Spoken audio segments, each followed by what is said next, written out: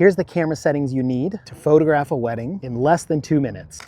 So I'm always gonna set my aperture first. So I'm thinking through what's the look that I want from these photos. Now for 95% of a wedding day, you're gonna find my aperture at either f2 or f2.8. Now there's really only two main types of shots where I'm going to change the aperture away and use a smaller aperture, and that's gonna be the group photos, so family photos and the wedding party. And for those, I'm gonna use an aperture of either f4 or f5.6, depending on what lens I'm using and how big the group is. Only other photo I'm really adjusting my aperture for is if I'm doing a really wide shot of the ceremony, like, you know, the entire scene. Then again, I'm gonna go to f4 or f5.6. But for the whole rest of the day, you're gonna find me most likely at f2 or f2.8. And then I adjust my shutter speed to make sure that it's fast enough to not get blurred shots. Now for adjusting your shutter speed to avoid blur, there's two things you have to think about.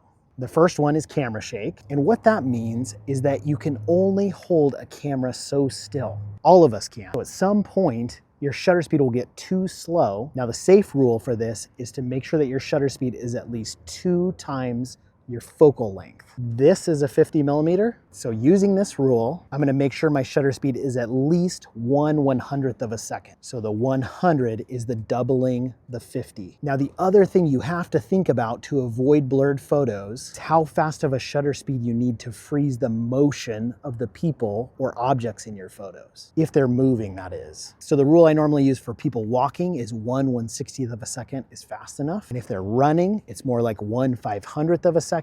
And typically on a wedding day, you don't have much moving faster than walking or running. Now you're gonna use your ISO to make sure you keep your shutter speed fast enough to avoid blurred photos. So from a camera settings perspective, I think photographing a wedding is really easy. But obviously there's a whole bunch of other things going on, other skills needed that make it not so easy. I've photographed over 400 weddings in my career. I don't do a lot of them anymore, but I really enjoy photographing weddings. I've been a professional photographer for 18 years now. I'm at a place in my career now where part of my work is mentoring and supporting other photographers. I'm launching a mentorship program with really limited spots, 5 to be exact. And if you're a photographer who feels stuck or overwhelmed, or just tired of trying to figure it out on your own, and you think that maybe I could help, send me a DM with the word inspire. Follow me for more tips on how to make your best photography work and how to actually make money with a camera.